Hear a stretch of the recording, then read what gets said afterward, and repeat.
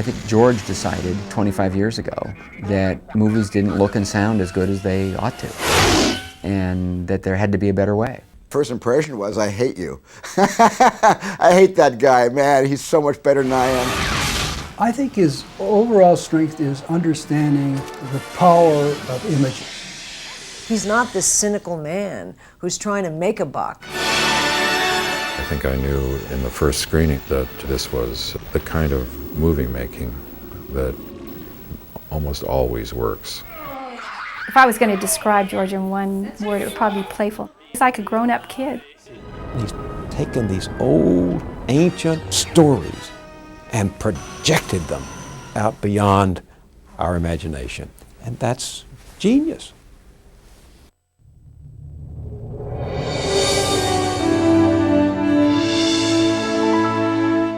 One of the questions that people ask me a bit is that, why do you make movies? And I say, I make movies because I have to. I couldn't live without making movies. Because everybody said, well, why are you still working? I mean, you got everything in the possible world you could ever want. And I think, well, I do it because I have to do it. That is my life. It's defined that way. George Walton Lucas Jr. was born to George and Dorothy Lucas, a successful businessman and his wife, in Modesto, California, on May 14, 1944. Modesto was a small rural town in Northern California, the kind of place where everyone knew everyone, and nowhere was more than 10 minutes away, even on a bike. Modesto, California, your hometown. Mm-hmm. Describe what it was like when you were growing up as a kid. Modesto is, it's California, but it really is the Midwest. So I grew up as Midwestern Californian. Modesto was really Norman Rockwell, Boys Life magazine, raking leaves on Saturday afternoons and having little bonfires, and it was just very classic Americana. George was the third of 4 children and the only boy. His older sisters were 8 and 10 years older than him, and they spent a lot of time looking after him. From a standpoint of an older sister, he wasn't a pain, he wasn't a problem for me because he was really pretty sweet. Whatever we wanted him to do, he would do. George's sisters looked after George in part because his mother Dorothy was frequently ill. She was a loving mother and very involved with her children, but throughout George's childhood she suffered from an array of health problems, including kidney trouble and hypertension. After she had Wendy, who was 3 years younger than George, her health kind of went downhill. And we had a housekeeper that came in, Till, who was really sort of part of the family. And she was there all the time, and we were never sort of without a mother figure. Mildred Shelley, or Till, arrived when George was 8 months old. She became a second mother to George and his younger sister, Wendy. But as much time as he spent with Till, his own mother's presence was deeply felt.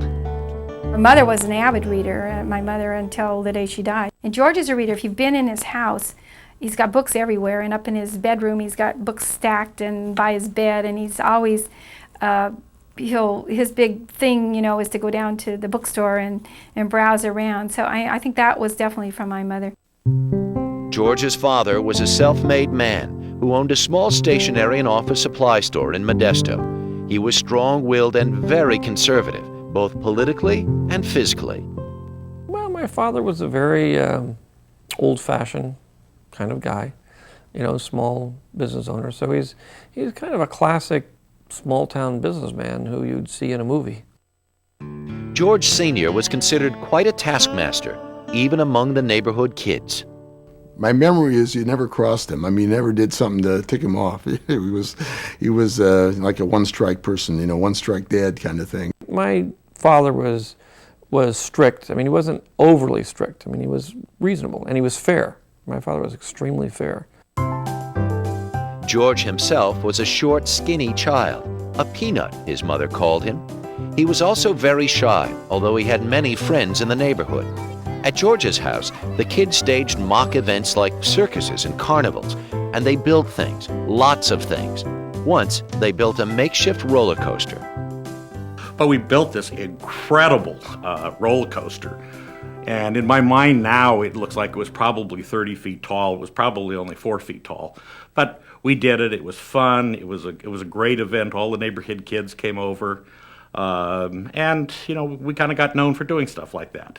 George was creative. He wasn't a leader, but he was much more imaginative. And, you know, you look back on it now and you can see he was incredibly imaginative. He always came up with a lot of the ideas. Another activity the boys shared was reading comic books. The local newsstand used to give the kids the ones that didn't sell.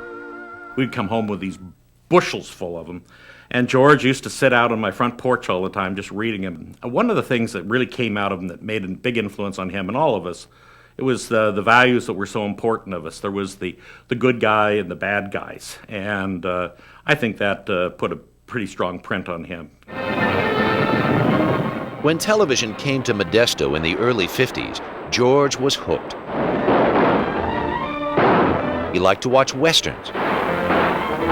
He also loved movie serials from the 30s and 40s. Flash, what are those awful creatures? I never saw anything like them. They must be from another planet. This ray gun ought to stop them. Early on, it was clear George had a fertile imagination. He spent hours sketching. He also wrote little stories. One of them appeared in his 3rd grade yearbook and was a perfect predictor of what was to come. Once upon a time in the land of Zoom. In elementary school, George was a fine student. He learned how to read quickly, and his grades were always good. He did well. He was bright. George was one of the cutest that I ever had, I think. He was extremely quiet. He was as quiet as a little mouse. He never spoke unless you spoke to him first. George's honeymoon with school didn't last long. By the time he hit junior high school, he was thoroughly bored by academics and daydreamed his way through much of the school day. His grades suffered as a result. I was not a bad student. I was an average student. You know, I was a C, sometimes a C- student. I was definitely an underachiever. George's life changed in 1960 when he was 15. The Lucases moved out of town to a ranch set on 13 acres of walnut trees. Now that he was 4 miles instead of 4 blocks from his friends, George became somewhat of a loner. He started changing. He started paying more attention to records. He was becoming more introspective. He started to almost become a little bit of a ruffian, you know, starting to follow some of the bad kids. Were you with the wrong crowd? I was with all the crowds. I was little and I was kind of funny and I was easy to get along with. And I made friends pretty easily, so it was easy for me to do that. During the first years on the Walnut Ranch, George became a serious music fan. He became, in fact, passionate about rock and roll. And his attachment to rock and roll was superseded only by a fanatical interest in cars. By the time he was old enough to get his driver's license, cars were his full-blown obsession. You were a gearhead. What was your first car? My very first car was a Fiat, a very small version of a Fiat. Lucas beefed up his car, and soon he was competing in races and winning trophies. He also worked as a crew member on the race car circuit. Cars provided a kind of social entree for George. With wheels, he was able to go cruising in Modesto. It brought out a whole new side of his personality. So in the summer, cruising was the main entertainment. Sort of just going around in circles chasing girls all night and come in at 4 in the morning and get a couple hours sleep and then go off to school. George was addicted probably more than anyone. I think, where he was shy in his personal life all the time, you got him out on 10th Street and George wasn't shy. It seemed like an idyllic life, rock and roll, cruising, high school hijinks, but it would soon come literally crashing to an end. A few days before graduating from high school, George was coming home in his Fiat when he was hit by another car. The Fiat rolled about 7 or 8 times and then wrapped itself around a walnut tree. When they arrived on the scene, I was pronounced dead, and they took me to the hospital to have a doctor do it, and they said, "This guy's not dead." And because my lungs had been crushed, so I wasn't breathing. And I guess my heartbeat was extremely weak, and they couldn't find it. For my parents, it was devastating because it was right at the end of their road, and my mother heard it, and she, then she went down to see what had happened, and here it was him. It was her son, and it was very, very traumatic. And most of the kids at school thought I died because it was on the front page of the newspaper. My car was this little mangled hulk that was driven down the main street where I cruised and where all my friends cruised. Suddenly they saw my car on the back of it. It couldn't even be towed. It just had to be, it was just a pile of rubble. Everybody thought I'd been killed. So it was like almost starting a new life. George spent 2 weeks in the hospital after his accident and another 4 months recovering at home. His high school diploma was delivered to his bedside. The accident put an end to his dream of becoming a race car driver, but it was the beginning of something far more significant. I made a determination in the hospital that I was going to go on to college because I've been given a second chance. And it's amazing what's happened in my second life. And it's odd because, my first life I was sort of going nowhere. And my second life, from that moment, really from the hospital, I took off and was sort of accelerating ever since.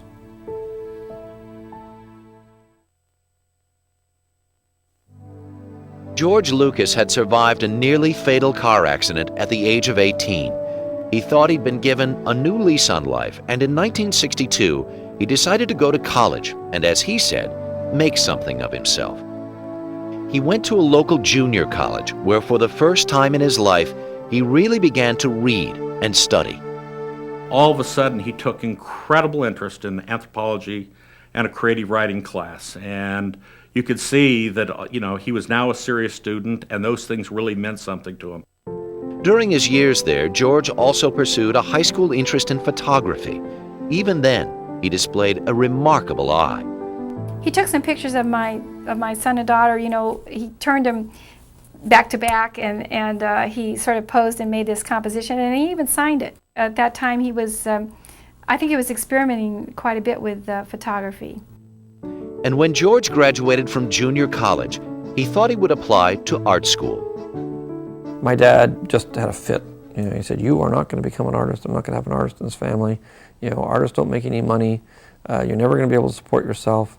There was always this expectation on my father's part, I think, that he would come into this business that my dad was very proud of. It was a very good business. But I think George, early on, that wasn't what he wanted to do. George's friend John Plummer came up with a better idea.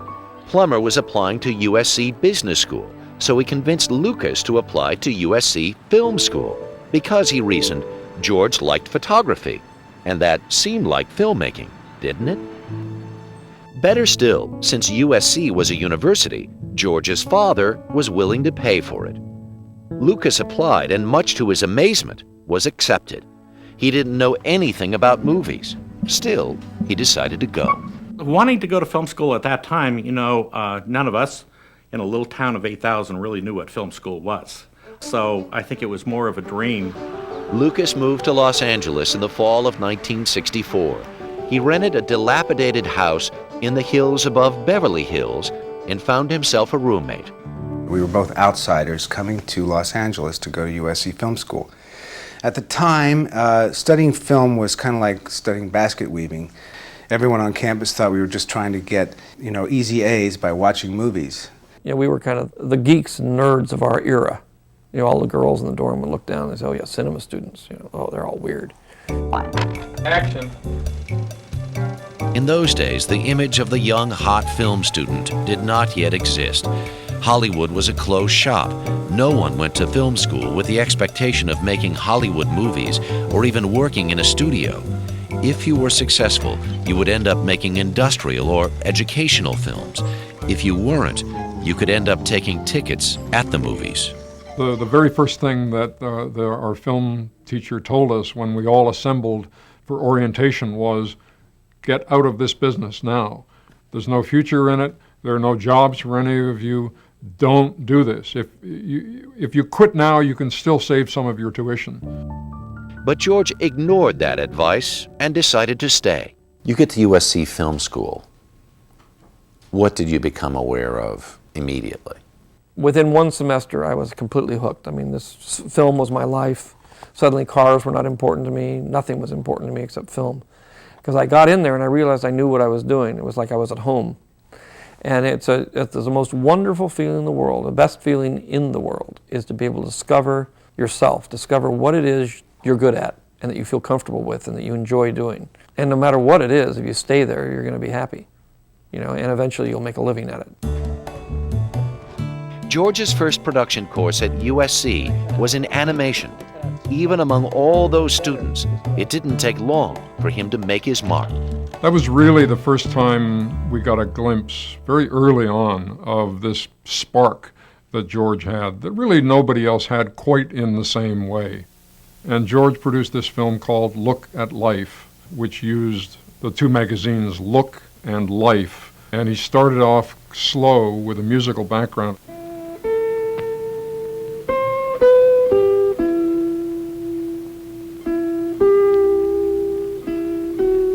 And then suddenly, there was a barrage in the minute of the film. There were perhaps 180 photographs, just one right after the other. And it just completely energized the class looking at this thing. Nobody expected anything like this. And it was really interestingly done with the music. So everyone turned around and said, "Who did that?" And it was George. Look at Life went on to win many awards at student film festivals. His other films attracted attention as well. After only a year at USC, George had established himself as a star. His skill with graphic images, his editing work, the way he used sound, all were considered highly sophisticated. He had a good graphic sense. He had a good ability to see design. George was pretty innovative in his visual psychology, if there is such a word. George's films were never character-driven and used very few actors. He preferred films about cars, machines, technology.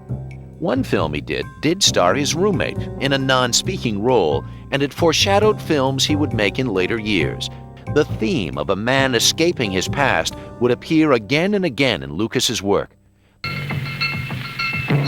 This movie was called Freiheit, which means freedom in German, and it concerned a student fleeing East Germany for West Germany. It was in the 60s during the Vietnam War. You see this student running across the border being machine gunned, and then on the soundtrack you heard all these platitudes. Why shouldn't man be free? Freedom is definitely worth dying for. It's the only thing worth dying for. They're people, and people should be free. He was able to do something that was artistic but also commercial, and I think that people saw this had a message, and it had a lot of slick style to it. A man has to be free because it's his nature to be free. Freiheit cemented George's reputation as a brilliant young filmmaker, and with all this acclaim, George's self-confidence soared. Suddenly, he was a leader, someone other students admired and looked to for direction. But along with this newfound confidence came the conviction that George's way was the only way. There simply was no other. The very first time I met George himself was in the darkroom of the lab. And we'd been given an assignment to take some pictures, still pictures, and develop them. And as it goes through the various stages, I was in the final stage, and I heard this voice from behind me saying, "You're doing it wrong," which was very typical of George at that time. He knew how to do it, and he was going to make sure everyone knew that he knew that. If George was arrogant, it stemmed from the fact that he knew he was finally in the right place at the right time. So you were at USC, you're in film school, and this is heaven. This is even better than cruising in Modesto. Oh yeah, this is better than anything. I basically just completely was living at 24 hours a day, 7 days a week. That's all I thought about. That's all I did. You know, I'd be working all day, all night, you know, living on chocolate bars and coffee, and, you know, it was a great life. George made a number of friends at film school who would remain lifelong friends. It was a close-knit group marked by an easy camaraderie and bonded by a shared love of film. Sometimes George and his friends went to 5 movies on a weekend. Except for the film-related activities, though, George stayed pretty much to himself. He had some dates, but no serious girlfriends. In fact, he rarely went out at all. We spent a lot of time together, and I would always try to go out to parties and to clubs and stuff, and George would usually stay upstairs in his room drawing. He'd be drawing these little star troopers, you know. And I kept saying, well, why don't we go out to a club? And he said, no. George was always quiet. He, other than saying, you're doing it wrong and things like that, he wasn't one of the people who would always be speaking out in class. He tended to keep his own counsel and to express himself through his films. Lucas's work at film school impressed even his father, and when George graduated from USC in 1966 with a BA in cinema, his parents were there to watch. One thing they knew for certain: he would not be returning to Modesto.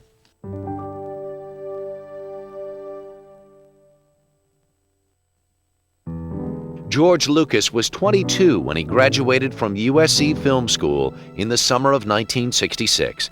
The first job he got was editing a film for the United States Information Agency about a trip President Johnson took to Asia. Lucas was glad to have the job, yet he bristled at what he saw as interference from the director. The director would come over and say, you can't cut this way, you got to cut this way, and I really don't like this. You know, I want to, because at that point I was really wanting to be an editor and a cameraman, and I wanted to do cinema verite documentary films. In the course of that summer that I was actually doing this, I sort of said, you know, maybe I want to be a director. I don't want people to tell me what to do. While working on the film, George met an editing assistant named Marcia Griffin. They became friends and eventually began to date. Most of their dates were at the movies. One of the things they shared was a love of film. Their relationship soon became serious. She was incredibly involved in the film business. She had a lot of the same beliefs that George did, and they, in those early days when I knew them, as a couple, it was very supportive. They had a mission together, what they wanted to do. It seemed like it was a very good relationship. Marcia was very opinionated and had very good opinions about things, and would not put up if she thought George was going off in the wrong direction. She would tell George, no, you have to do this, you have to do that. So there were heated, creative arguments between them for the good. While working on the film about President Johnson, George had gone back to USC Film School as a graduate student. He started working as a teaching assistant in a class of Marine and Navy cameramen. Because they had an unlimited supply of color film and equipment, George enlisted them to help him make his new movie, THX 1138 4EB. There's a thread in your life, though, of, I think about your student films, where the odds are so against you, and somehow you make it work. The theme that is in my movies, which I think was very strong in those days, and it's still carried through today, which is the fact that we create barriers for ourselves. We have our own mental barriers, and that keeps us from becoming all we can be, because we say, well, I can't do that. But in the end, if you can't do it unless you can imagine it. And you can't do it unless you can imagine yourself succeeding at it. THX was a bleak, avant-garde film set in the future about a man trying to escape a repressive society.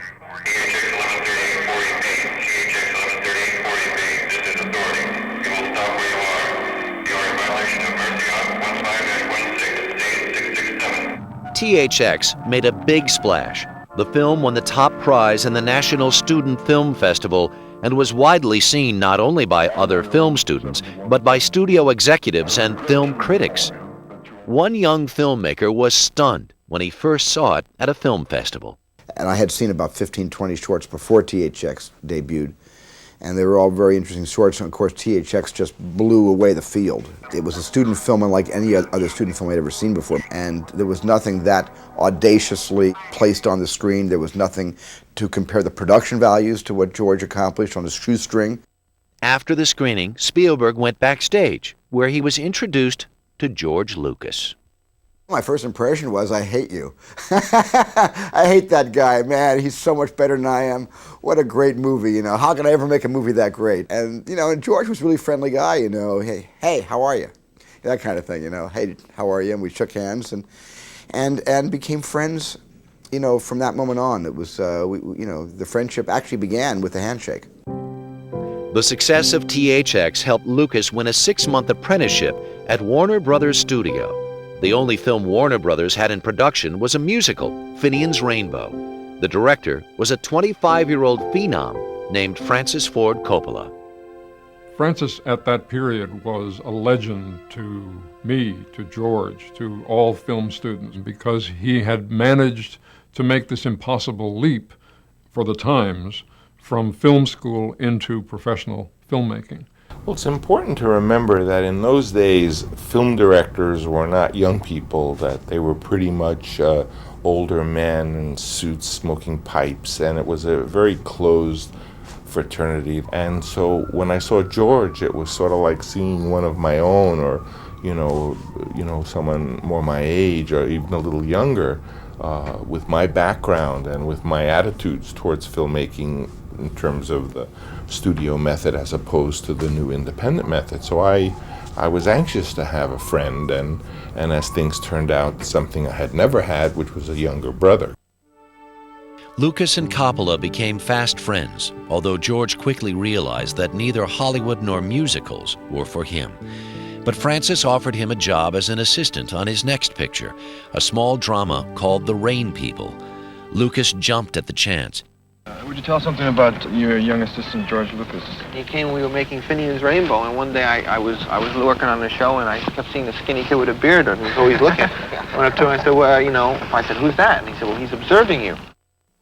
And while he was working on The Rain People, George captured the experience in a cinema verite documentary about the movie's production. He called it The Filmmaker. I feel like I'm on the verge of saying, fellas, all jump in the lake. I'm going to make the movie now, unless you can get the police to come and stop me from shooting, because I don't need Warner Brothers. I mean, Warner Brothers can waltz out on the deal, and I've got the money to make the film. Coppola became George's mentor, showing him the ropes of filmmaking, teaching him about working with actors, and showing him the importance of the script. Lucas, in turn, brought to the table a technical vision and expertise that Coppola lacked. You know, I used to tell him things like, George, I want every day you to come up with a brilliant idea. That's your assignment. And every day he would come up with a brilliant idea. So, you know, I very quickly understood that this was an exceptional person. But his strengths were in areas different than mine. I had come out of theater, and I had been trying to be a writer for so long, and he had come more out of design and was very strong in editing, and so there was a kind of mutual joining of these specialties. After the filming of The Rain People, Coppola and Lucas cooked up an audacious concept to start their own film company. They would leave Hollywood and create their own film community in San Francisco. But soon their dreamy idealism would be put to the test. By the time George Lucas was 25, he was already an accomplished filmmaker. Incredible. But he wasn't thrilled with what he'd seen of Hollywood, so in 1969, he and his friend Francis Ford Coppola decided to start their own film company. They called it American Zoetrope. The idea was simple, if romantic. They wanted to create a movie studio that was neither in Hollywood nor of Hollywood. We came back to San Francisco, and the coming back to San Francisco was basically a very bold step to say, we are not going to be part of the Hollywood community. We are not going to make movies in Hollywood. We're not going to have anything to do with that. We're about something completely different. Personal filmmaking, that was a phrase we used a lot. It was personal film was something that you wrote and directed about things that maybe you didn't fully understand that the filmmaking would answer. That would be not just the repeating of a genre film over and over again to feed a money machine, but rather to try to make films that would shed light on life. But filmmaking wasn't all that George had in mind. He had a wedding to think about. On February 22, 1969, George Lucas married Marcia Griffin in Pacific Grove, California. It was a small wedding. It was informal. It was just, very much what you had in those at that time. It was friends. It was a terrific time. Immediately after the wedding, the Lucases rented a small house in Marin County, just outside of San Francisco. And while they were setting up house, George and Frances were setting up American Zoetrope in a rented warehouse loft in downtown San Francisco. The early days of Zoetrope were fantastic. It was like just what we had planned. It was like a film school. Coppola had secured a deal with Warner Brothers.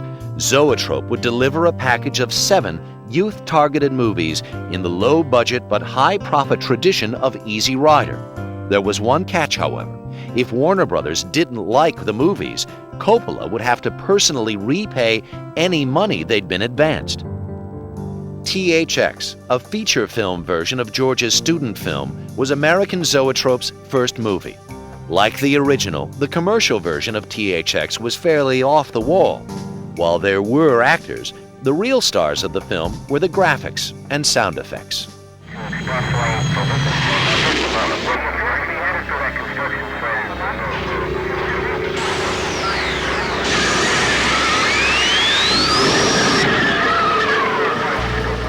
When a rough cut of the film was finished, Coppola flew to Los Angeles to show it to Warner Brothers. They hated it. They thought it was uncommercial and just plain weird. THX, what did they do to your movie? Well, they saw it. They didn't understand it at all. I mean, they were completely confused by it. Warner Brothers. Warner Brothers. And eventually they cut about 5 minutes out of it. I was very angry. Well, this was George's first experience with studio interference. And so George spent a season in hell because this was his baby. This was his very first film, and he felt that the studio was mangling it. The movie did finally get released in 1971. It didn't do well at all, though it would eventually achieve a kind of cult status. I think the reason that THX 1138 isn't or wasn't popular in the early 70s was that it was not only pessimistic about the future, it was heavy, it was intellectual, the killer word for any kind of successful movie at the time. Coppola and Lucas were crushed by THX's reception, but what was ultimately far more damaging was that Warner Brothers canceled the entire American Zoetrope contract. We were young and we were frightened because it's not that they cut a few minutes out of the picture, but that they didn't get it, and they didn't get this wonderful group of young people who were going to clearly make the films of the next couple of decades. And they just not only cut 10 minutes out, they cut us out. They rejected every project we had, and they basically just abandoned us. Now the company had no movies to make, and on top of that, owed Warner Brothers over $300,000. Zoetrope was now on the brink of complete failure. Then Coppola was offered a movie to direct. He'd been offered a gangster movie, this Godfather thing. I said, well, you better go off and... which at the time was not a big movie. It was a sort of a potboiler, soap opera-y kind of thing, and it wasn't a very big budget. And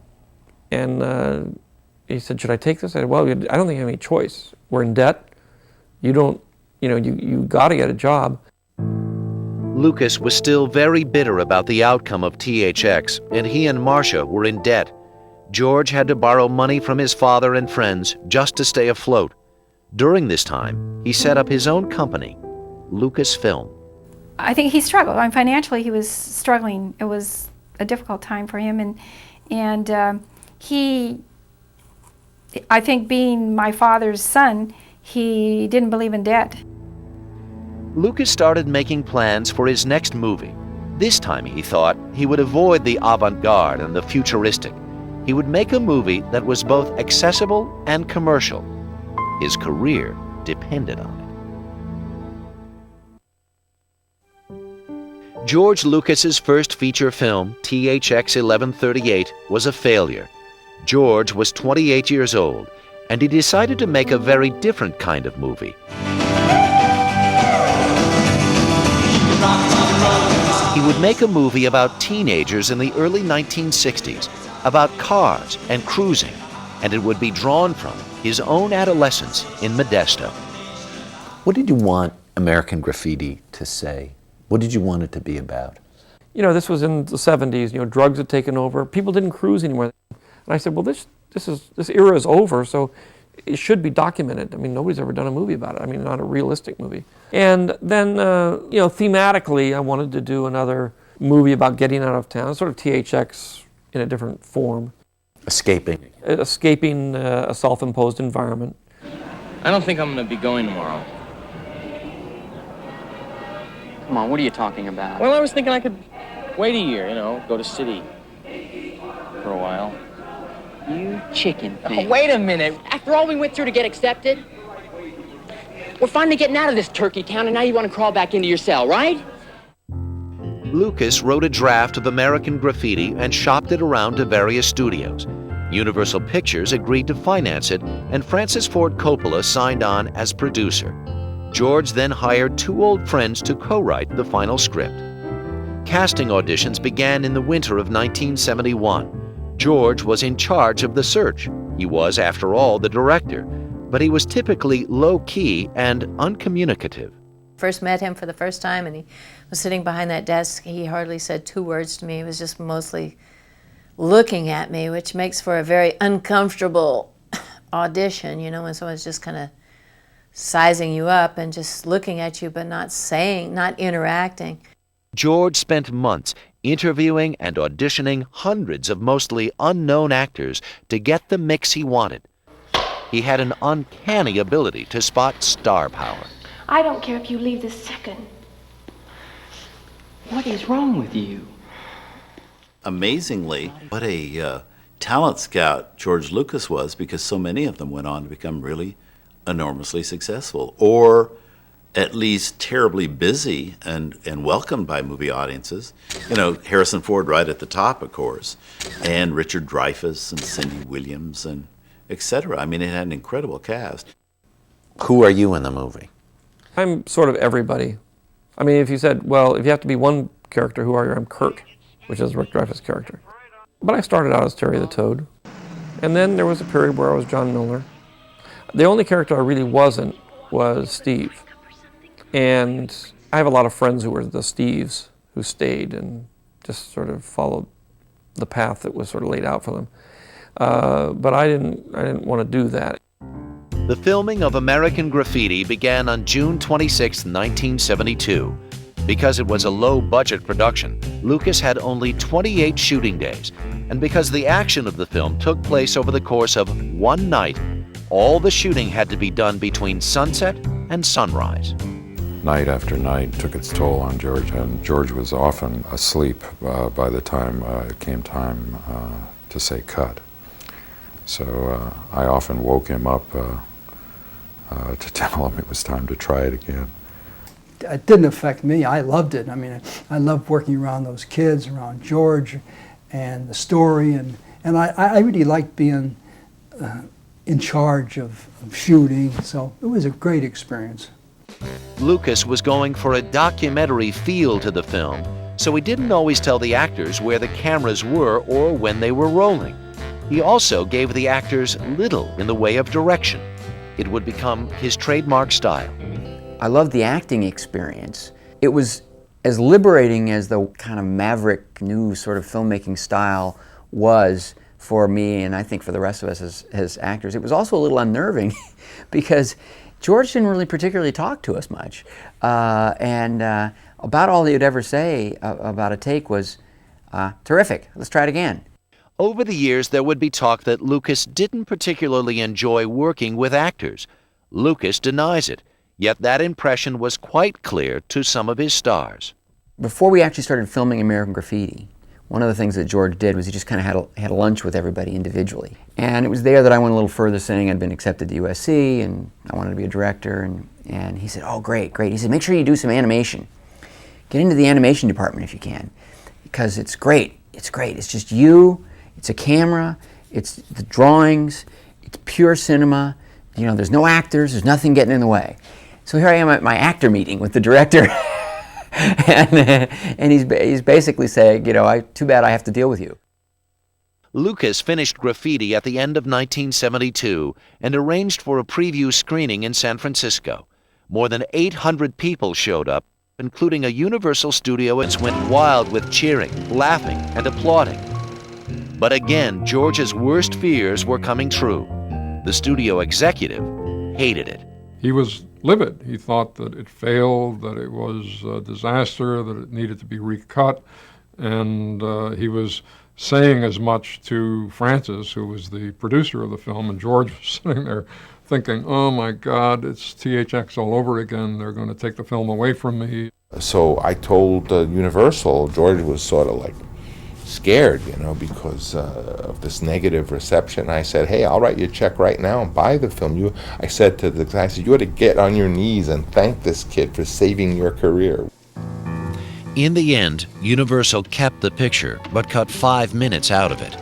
They were so displeased with American Graffiti, they wanted to release it as a television movie, not a feature. American Graffiti was finally sent to the theaters, but George never forgave the studio for tampering with his movie. Years later, still simmering, he got his revenge. You know, both THX and American Graffiti got recut in the end, and I was furious both times. And then after I made Star Wars, I went back to both studios and made them put it back the way it was.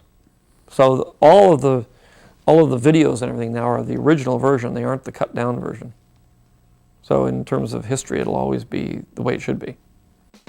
American Graffiti was not only a critical success, it was a blockbuster, turning out to be the most profitable investment Hollywood had ever made to that point. And George was quick to share that success. Out of his profits, he gave money or percentage points of the net profit to those he felt contributed to the film. It's a policy he continues today. He gave us each 1/10%, which I know doesn't sound like much, but when you have a big hit film, it adds up.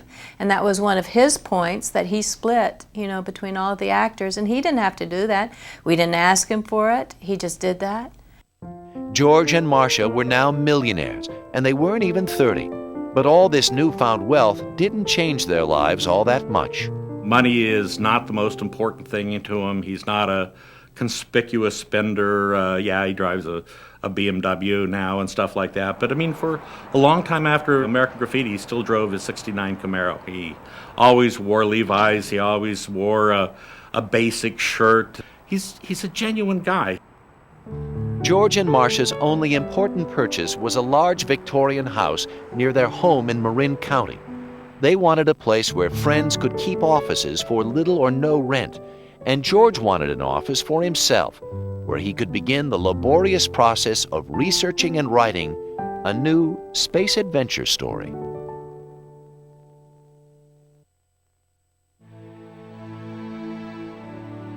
With the success of American Graffiti, George Lucas was suddenly the hottest filmmaker in Hollywood. It was now time for him to work on an idea that had been brewing for a long time. Give me the birth of Star Wars. Star Wars actually started when I was in college. And I sort of gotten very interested in myths and mythology at that point. So I was toying with the idea of doing a modern myth. And then I thought, well, where most mythology takes place in a distant place. So I said, well, the only place that's left really is outer space. I mean, it's the only place where we don't know what's there and where it can be magical.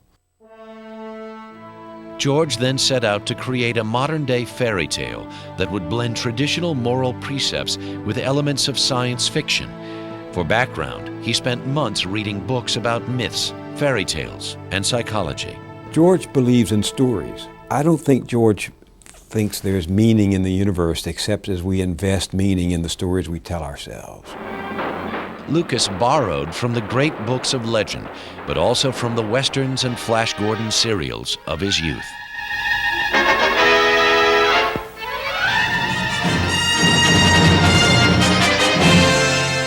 George doesn't make things up.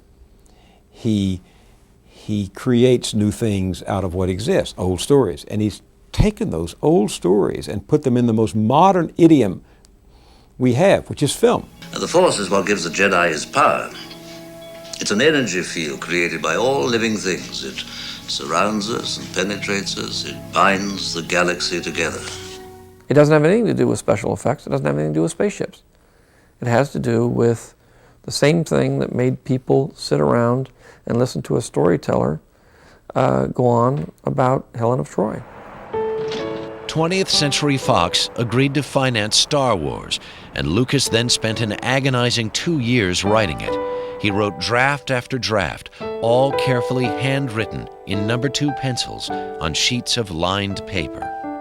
It was painful for George because he's not a writer he's not a born writer.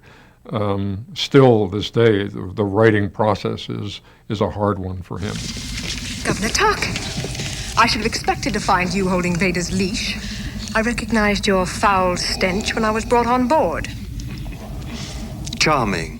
Star Wars was the story of a rebellion against a tyrannical government, and it was set in another galaxy.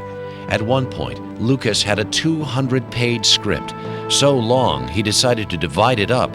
The first act became the original Star Wars. The rest of the script eventually became the next 2 movies of the trilogy. So a lot of my motivation from then on was not only to get this movie made and have it work enough to get the other movies made, because that was what the original vision was.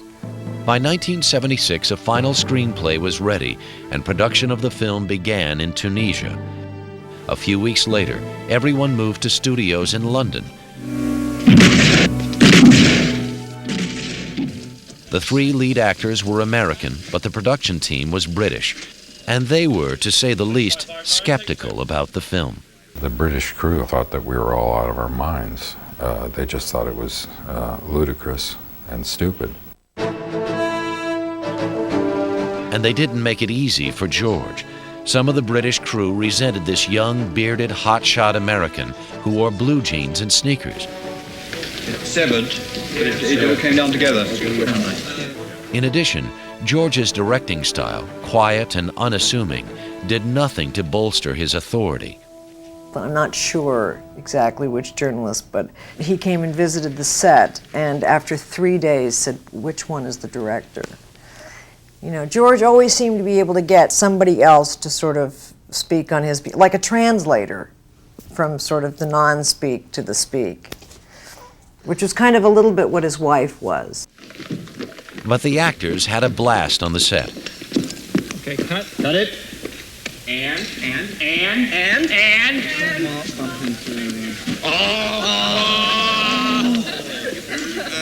The mic was in frame. The mic was in picture. The mic was in picture. Everyone back to first position. The sound department has to pay up. Okay, print it and burn it. The actors thought the story and the visuals were fantastic, although they did have a problem with George's script. I did tell George one time that you could type this shit, but you couldn't say it. There were lines like, "It'll take a few minutes for the Navicomputer to calculate the coordinates," which had to be said with great energy and verve. Take a few moments to get the coordinates from the Navicomputer. You kidding? The rate they're gaining? Traveling through hyperspace ain't like dust and crops, boy. Without precise calculations, we'd fly right through a star or bounce too close to a supernova and then it injured trip real quick, wouldn't it? Lucas had spent months finding the right actors, but once they were on the set, he had little to say to them. Faster and more intense was the only direction we ever got. And when he lost his voice, which took us days to find out that it actually occurred, we were going to get him a little bored with a horn that said faster and more intense. I think the problem is simply that George has such a clear vision in his head of what it is that he wants. Actually, trying to get that out of an actor is a bit of an inconvenience. Now that doesn't mean that he doesn't like actors, that he doesn't appreciate the contribution that they make. It's just that that's not George's favorite part of the job, shooting a movie. The pressures on Lucas during the filming were enormous. The British crew refused to work overtime, so the film was quickly behind schedule. They were also over budget. In the final days in England, Lucas had 3 units filming simultaneously on the same set, a madhouse by Hollywood standards. I had to reshoot the entire hologram speech because my hair was so dark it disappeared into the blue screen and I looked like Yul Brynner, you know, and so we had to reshoot the whole thing on the last day. You must see this droid safely delivered to him on Alderaan. This is our most desperate hour. Help me, Obi-Wan Kenobi. You're my only hope. You know, it was like combat shooting, a lot of it too, because we had no time, because there was no budget. By the time Lucas arrived back in California, he was exhausted. His special effects company, Industrial Light and Magic, had accomplished virtually nothing in his absence, though they did manage to spend $1 million. It was very, very difficult. I had some very, very tough times. The lowest point was when I came back, I'd fired my editor, I had to reassemble the movie, recut it, and this was in August, and the film was coming out in May, and went down to ILM, and they didn't have one shot. They had 7 shots, all of which were horrible. And I came back, and, you know, I thought I thought this is it. You know, I really got myself into a mess that I'll never get myself out of. Lucas took personal control of the special effects, and because he had fired his first editor, he convinced his wife, Marcia, to help out editing. You really were married to somebody who was in the same business. Mm-hmm. And you trusted her judgment, I think. Well, yeah, I mean, we argued a lot. We didn't have the same taste, really. And it was interesting to hear another point of view. And there was a lot of friction because much of the time I wanted to do it my way. For the next 6 months, George worked 16-hour days with no days off. During that time, he managed to design an entirely new computer-controlled camera system that gave the space battles the fast-paced action he envisioned.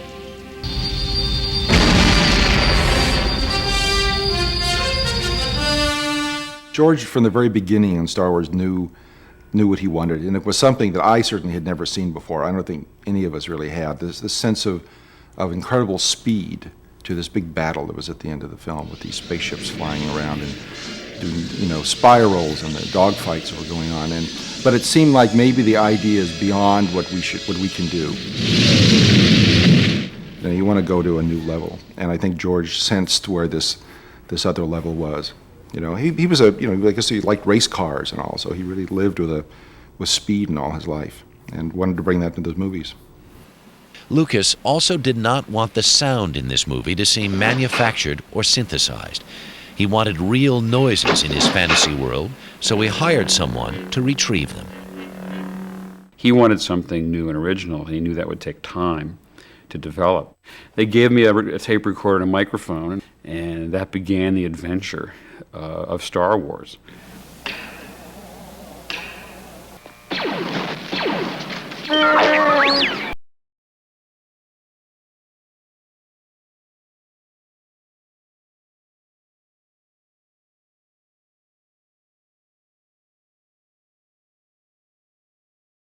To write the movie's symphonic score. It became one of the most recognized music themes in movie history.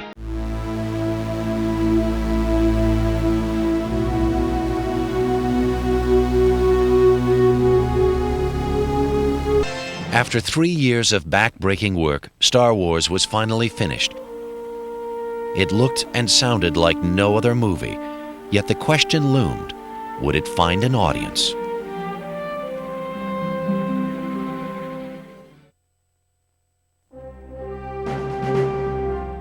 George Lucas finished a rough cut of Star Wars in early 1977 and invited his friends to screen it, the directors Brian De Palma and Steven Spielberg among them.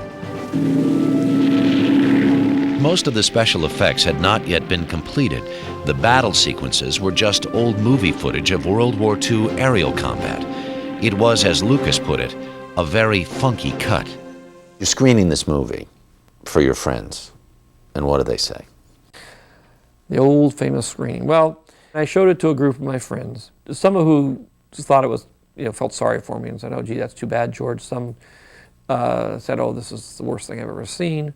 And some of who liked it. And then later on, when George and I were together, and George said, I think I've just made a kid's movie. I think this is not going to fly, so to speak. And I said, I think it's going to be a big hit. And George said, what do you think it's going to make? And I said, I think it'll make 50 to 60. And George says, yeah, well, I think it'll make 15 to 20. Wow, are we wrong? Even when the movie was finally finished, no one knew what they had. I often thought that if we really were successful, if this film really worked out, we might get invited to have a table at a Star Trek convention. And I thought that would be the ultimate goal.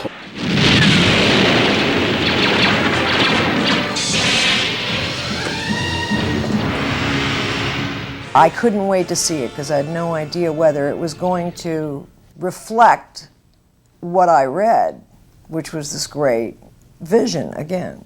It was this amazing thing that he thought of, this other world. Star Wars opened in May of 1977, and within a week it was on the evening news, in newspapers, in national magazines. By August, the movie had grossed $100 million. It went on to be the highest-grossing film in history and stayed on top for another 5 years. The movie clearly touched a nerve.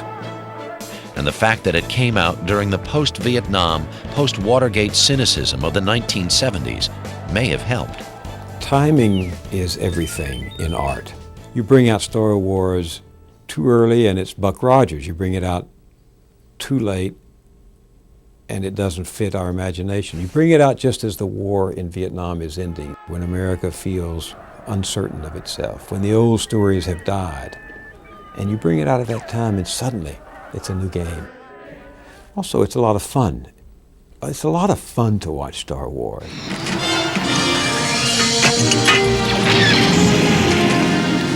Good luck.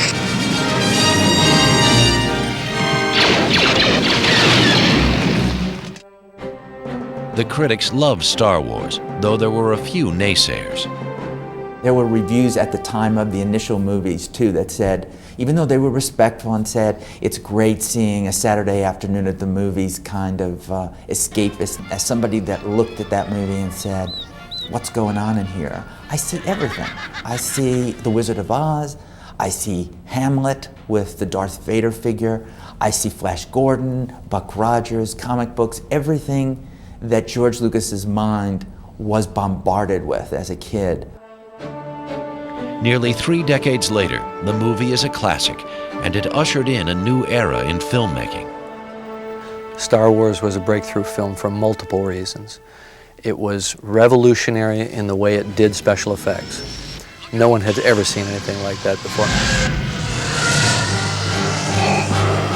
The other revolution of that film, I think, was stylistic, which was the future is not this bright, shining place that was created 10 minutes before the camera rolls. The future has a past, and things can look used and worn out.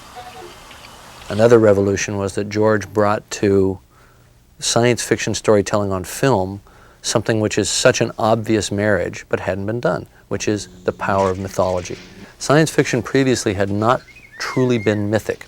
It didn't deal with archetypal characters. And George superimposed the myths and the archetypes on a science fiction landscape and created this fantastic hybrid, which captured the imaginations of a global audience, catapulted science fiction into an A-list genre suddenly. And Hollywood was shocked. Star Wars' fabulous success left Lucas very rich. There were not only profits from the ticket sales, there were also profits from all the merchandising, because Lucas had shrewdly kept most of those rights in a pre-film deal. But typically, all this money didn't really affect his and Marcia's lifestyle. I remember when Star Wars had just come out and they had just made a lot of money and they lived in San Rafael, and I went to visit them. I was sitting in their kitchen, and they had this ice box with beveled glass on the front, so you could see what was in it. And it was filled from bottom to top with frozen dinners. And I said, you know, I think you guys probably have enough money now, you could get a cook. And they looked at each other and said, oh, that's a good idea. He didn't go out and buy houses on the Riviera or yachts or boats or lots of cars or things like that, which a lot of people do when they are really flush with success. But George took all of his success and plowed it back into the company. The company was Lucasfilm, George's fledgling business, which now had its hands full with publicity and merchandising demands from Star Wars. George had to hire more people to meet those demands, and he decided to focus his immediate attention on building the company instead of directing another movie. I think that the whole Star Wars production thing was very trying and wearing on him, and I also think he had found other things to be interested in. There was never any doubt in Lucas's mind that there would be sequels to Star Wars. Obviously, the Empire is still there, Darth Vader is still there, and it's going to also evolve with new characters coming in, new problems, new worlds. So in the spring of 1979, production started on The Empire Strikes Back. Lucas was financing it with his own money, again to keep control. He didn't want to direct, so he took on the role of producer and hired Irvin Kershner to direct it. But Lucas was on the set a good part of the time, and his presence was definitely felt. Even if he's not ostensibly conducting the orchestra, he wrote the symphony. You know, if he's around, we're all looking at him. Empire continued the Star Wars saga of a rebellion in space, but was more psychologically complex than its predecessor. It also took another leap forward in visuals and special effects. One of the things that happened over the films is they got more creative. The vision became bigger. And instead of just doing things in outer space or on Tatooine and the desert planet, we were suddenly on an ice field.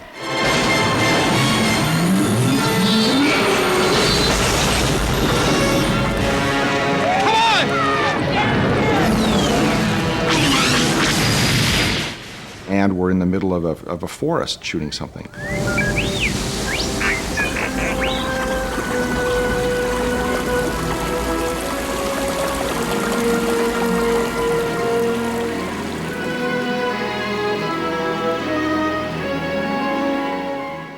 I always wonder why people don't all scream like I do. Empire's the best, I want Empire.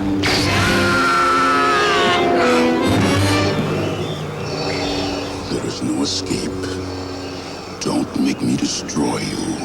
It's just a solid, personal movie that manages to be fun and also manages to touch you on a human level like no other Star Wars movie has since. I am your father.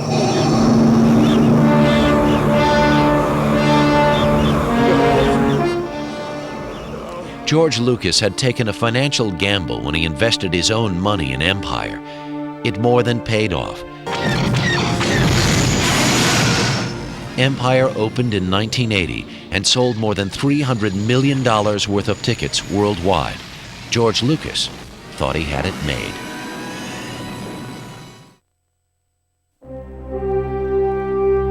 After the success of Star Wars, George and Marcia Lucas bought nearly 2,000 acres of land in the hills near San Francisco. There, Lucas dreamed of building a headquarters for his company and a new kind of film community. He called it Skywalker Ranch. George had this vision of creating a film complex that had all of the qualities of a collegial environment that he had experienced in school. I mean, George's days at USC were a really happy time for him. Construction of the ranch began in 1980, and the building of it occupied a lot of Lucas's time.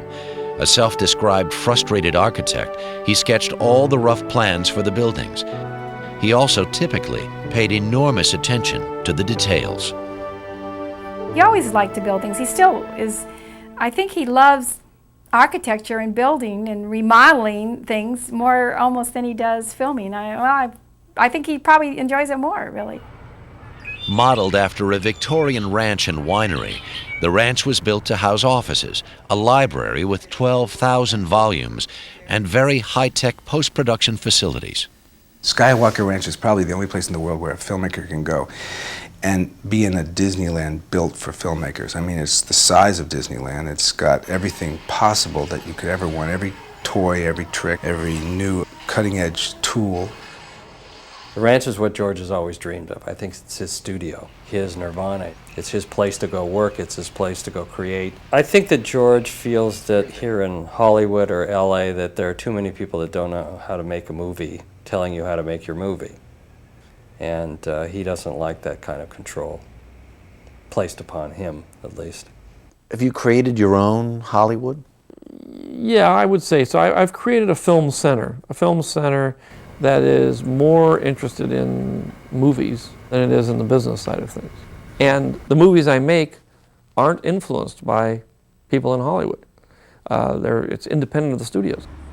Working and living in the hills, rarely going to Los Angeles or New York, bucking the Hollywood system, all this has given George the almost mythic reputation of being shy and reclusive. But those close to him say it isn't so. Well, I think the media loves to label people for not living in the popular epicenter of society and culture. And so if you don't live in Southern California, you know, you're a recluse, you're Howard Hughes, you're Stanley Kubrick, and it's not fair. George is not that way at all, and never saw George as shy. He has tremendously strong opinions. He's very focused. Once he gets something into his mind, it's the only way he'll look at it. I mean, George will not look at it from other angles. Once he is certain he's right about something, you know, he's dogged about his theory, his ideas. During the years that Lucas was building the ranch, he was also expanding Lucasfilm. In addition to movies and merchandising, the company was branching out into computer graphics and video games. By 1983, employees in the company numbered in the hundreds. That's great. Although George never fancied himself a businessman, he now was the head of a growing corporation, and like his father, he took a small-town, cautious approach to running the business. His instincts are to do all the right thing and to do it conservatively. This is not a man who's for spending money. He just plain values doing things well and doing them efficiently. He's not in favor of a lot of grandiose spending. Home life for the Lucases was also undergoing huge changes. George and Marcia had always planned to have children, but they were unable to. So in 1981, they adopted a baby girl and named her Amanda. The moment I saw her, my life was completely different. You know, she was like 4 hours old and holding her in my arms. I'll never forget that moment as long as I live. It's just, suddenly she was the most important thing in my life, not movies. Why? I don't know why. I mean, it was magic. It was truly magic. I mean, it was one of those little moments that you just can't understand quite what happened. Maybe you could describe it like love at first sight, when you sort of walk in a room and there suddenly is that person. It was, you know, like electricity. It was just, suddenly I was just holding this little tiny baby. She was a little tiny thing. And she was looking up at me and she was just, I just said, this is it. I mean, I just fell in love and just said, this is the center of my life now. Lucas's world had suddenly become very full, but he still found time to make movies. In 1981, he and his best friend Steven Spielberg started production on Raiders of the Lost Ark. The concept had been George's. He wanted to do an adventure story that would be similar to the old movie serials of the 30s and 40s that he had enjoyed as a kid. Well, you're all mad. If we go any deeper, the submarine will crash like the shell of an egg. I came up with the idea for an archaeologist who would get involved in kind of supernatural artifacts, and who was kind of a cross between a grave robber and a serious archaeologist. Lucas was the executive producer of the movie, and Steven Spielberg was the director. We have to get more snakes. You know what we really need? We need about 7,000 snakes. Let's reconsider this whole thing. Filming Raiders was arduous. The hours were long, the schedule was tough, but it was absolutely, for me, almost the most fun I've ever had on a film. When the film was finished, Spielberg showed it to Lucas, who then recut parts of it. Substantially the same movie I showed George, except it was leaner and it was more taut and it had a little more energy in the middle where all middles of all movies always sag. And he did a wonderful thing. I had made a much longer special effects scene at the end of Raiders, and George cut it in half. And in cutting the running time of the last sequence where the arc is opened in half, it was so overwhelming and so powerful that you wanted to see the movie again just to experience that last 3 minutes, whereas my version was 6 minutes. I think George's strongest suit is editing. He is a brilliant film editor.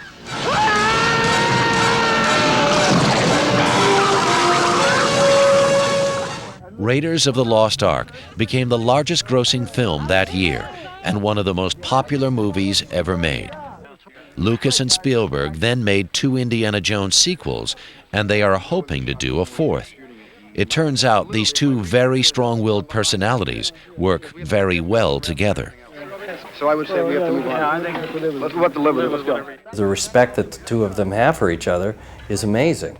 And George doesn't impose himself on Stephen in a way that it gets to be a problem. And so George, he has his opinions and he has his ideas, but he respects the director. But Lucas wasn't done with Star Wars. Not even close. In January 1982, production began on Return of the Jedi, which is the resolution of the relationship between Darth Vader and Luke Skywalker. Now, go, my son.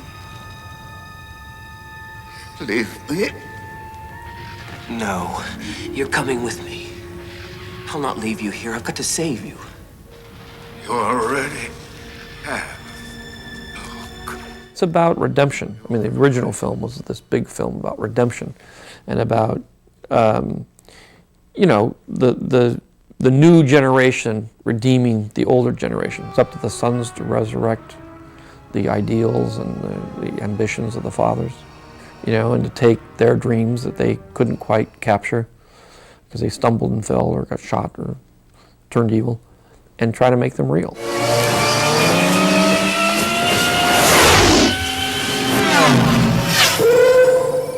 Return of the Jedi was another smash. But for George, its success was soon overshadowed by a heartbreaking turn in his marriage. George's wife, Marcia, fell in love with another man and walked out on Lucas. The marriage doesn't work.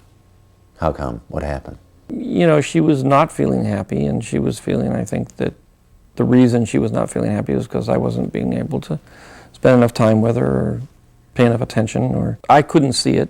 You know, I was very much in love, and just finally she just didn't want anything more to do with it. So it was a big shock for me, and it was a very difficult time. It was, you know, you think your life is all stable and together, and the people you love are going to be there, and it turn around one day and everything's different. Marcia filed for divorce and won half of George's money in the settlement. It would take years for both George and Skywalker Ranch to recover from the blow. Marcia Lucas left her marriage to George Lucas in 1983, and the divorce took a terrible toll on both Lucas and Skywalker Ranch. George now had to struggle just to keep his operation afloat, and he says he went into a 7-year tailspin. My life was a shambles. The only thing I really had left was Amanda. 1, 2. So I simply said, I will produce a movie here and there to get us through, but I'm going to basically raise my child. That's my primary focus here. Over the next 10 years, Lucas was the executive producer of a number of movies, like Howard the Duck and Willow. They were full of innovative special effects, but did less than brilliantly at the box office. People look at George Lucas and they say, this is so successful, so unbelievably. What a career, and the movies he made. And there were movies that you were involved with that actually didn't do so well. I love all the movies I made.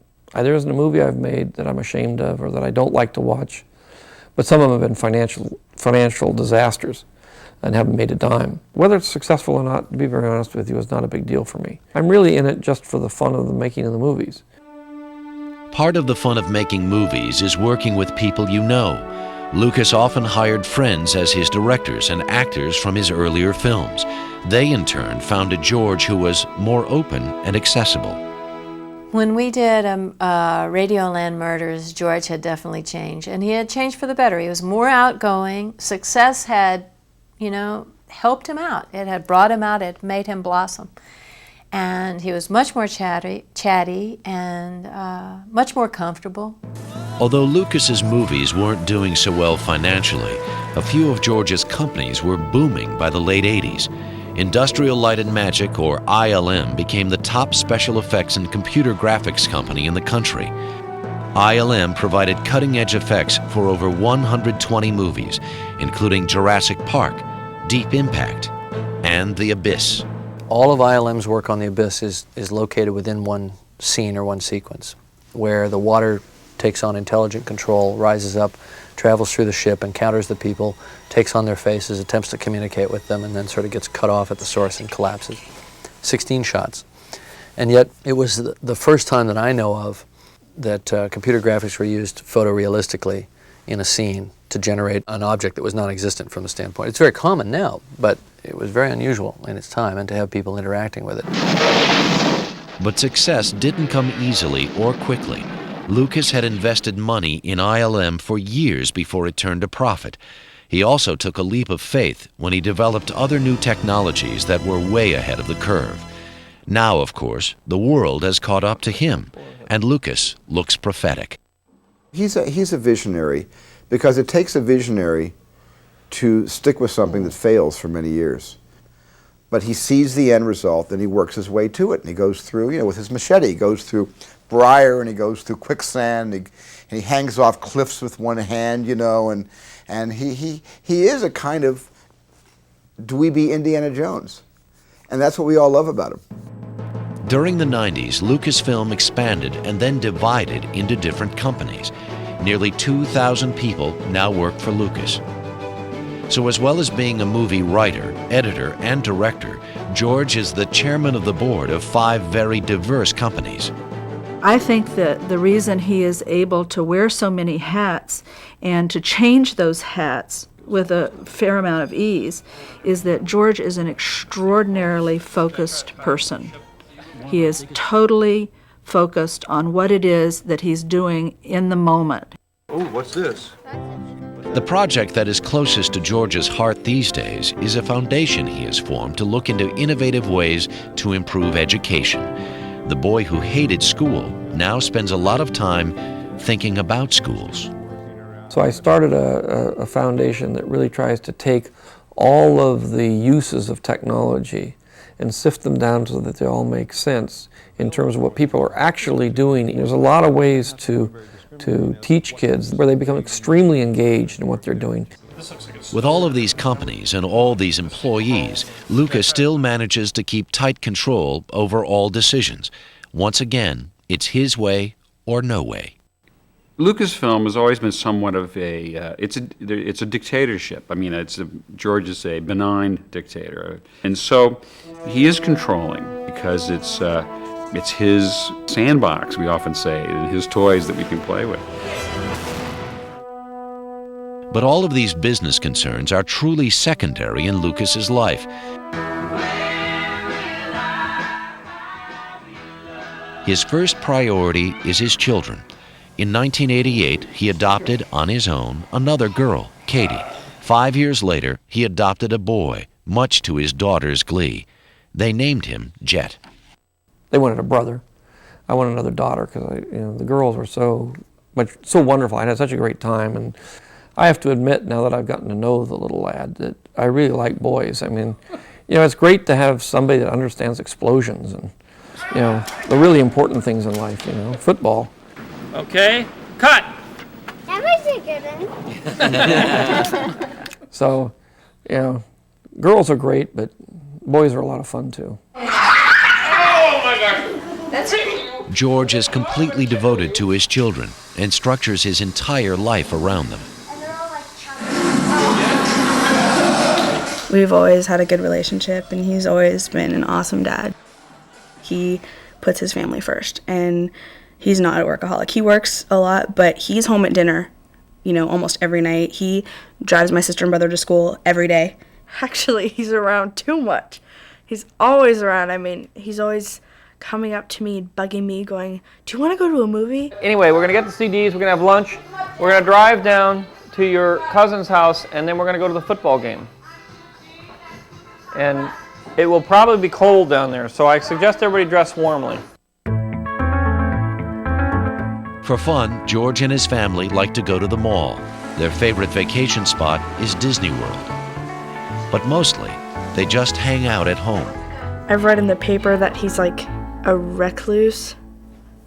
I mean, he is not like that at all. Like, we'll be in the car and like people will recognize him and start honking, and he'll turn and he'll be like, "Hi, hi," and then I'll be like, "You don't know them," and he's like, "Oh, hi." And I'll keep waving, and he's just so sweet. I don't know, I couldn't imagine having any other dad.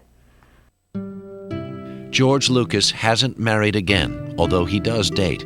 He had one 4-year relationship with singer Linda Ronstadt, but that broke up because she didn't want to get married.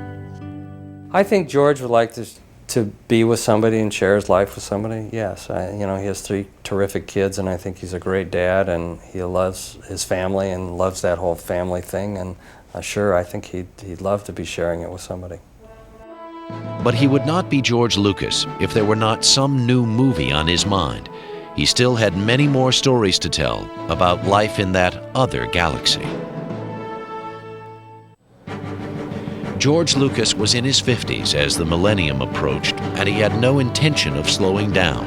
7:15 showing of Star Wars. Please have your tickets in your individual hands. In 1997, Lucasfilm released the Star Wars Special Edition, digitally remastered versions of the original trilogy with some new scenes added.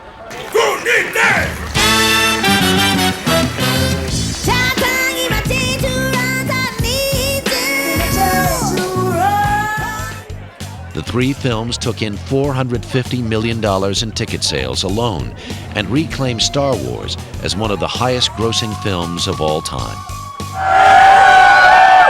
Star Wars! Right now, yes. I'm here for the remake, man! It's Star Wars! It's Leia, it's Light. Ewok. In 1997, production also began on Episode 1, The Phantom Menace. This was the first of the so-called prequels, 3 movies detailing the early lives of Star Wars characters. Lucas had written the general outlines for the movies when he wrote the first Star Wars script back in 1975. The detailed script for Episode 1 was started in 1995. Okay, cut. It was his first directing effort in 20 years. I think the process of doing it was much more appealing to him now. And his children were older, and he was very comfortable having them on the set. The Star Wars saga is his baby, and he knows it better than anybody else knows it. Like that. Now you gotta kick it. Lucas also felt that the technology he had helped to create, had advanced to the point where he could finally tell the story the way he had envisioned it. The movie has more than 2,000 special effects shots, 4 times that of Titanic, and the first photorealistic digitally created characters that actually had lines and interacted with live actors. Patience, my blue friend. You'll have your winnings before the sun's set, and you'll be far away from here. Not if your ship belongs to me, I think, huh? I remember the first time seeing the model of Watto, this little junk shop guy, you know. And we had this wonderful actor who was going to supply the voice, you know. But I looked at this thing, I can't believe, I thought, you know, I could be a monkey smoking a cigarette. No one's going to look at me when this thing's hovering about, you know. The hype before the film opened was a veritable juggernaut, with every major media outlet doing articles and shows. The film opened in May of 1999, and by the end of the year, it had sold close to $1 billion worth of tickets. Clearly, there was a receptive audience, although the critical reaction was widely mixed. Some thought it was poorly written and acted. Critics can stand on mountaintops and scream, this isn't good, the acting is bad over here, the jokes are horrible, what is he doing, what's happened to him? It's not going to matter because he's created something that nobody else has ever been able to pull off. He's created his own world and he's made us live in it. That's remarkable. I retransmitted it just as you had requested, Master. And we decided to come and rescue you. Good job. Lucas is now working on Star Wars Episode II, Attack of the Clones, which he also co-wrote and directed. I want to switch that around. I want to see what happens. The movie will be released in the summer of 2002. Again, it's a family affair. Jet plays a young Jedi, and Katie plays the part of a purple Twi'lek. And Lucas is still innovating. This is the first feature film on this scale to be shot with high-definition digital video cameras. It will be an entirely film-free production. George has made a career out of anticipating what the next big wave is going to be and trying to make it happen, trying to facilitate it happening. And I think he does it just so he can have the stuff, just so it can make his art better. And if everybody else can benefit from it, well, fine. Can't help that. George Lucas is the guy who makes THX, who makes the Star Wars movies. He has 2,000 people working for him now who do all this unbelievable digital technology, and it's a million miles ahead of everybody who's racing to catch up. But you strike me as, in many ways, an old-fashioned guy. You know, what it really comes down to in the end, I think, is that I'm a romantic. I'm interested in stories, in adventure, in romance. And that's sort of where my aesthetic life is. That's the things I care about and I like. The technology side of it, for me, is not about technology. It's about widening and expanding the artist's ability to tell a story. So I still have about 5 or 6 pages of script to write, and I thought I was all done. It's been more than 50 years since George Lucas started telling his stories. If the scope and the scale of the stories have changed, the impulse to tell them is as strong as ever. He has augmented all of our natural imaginations, and he's made us strive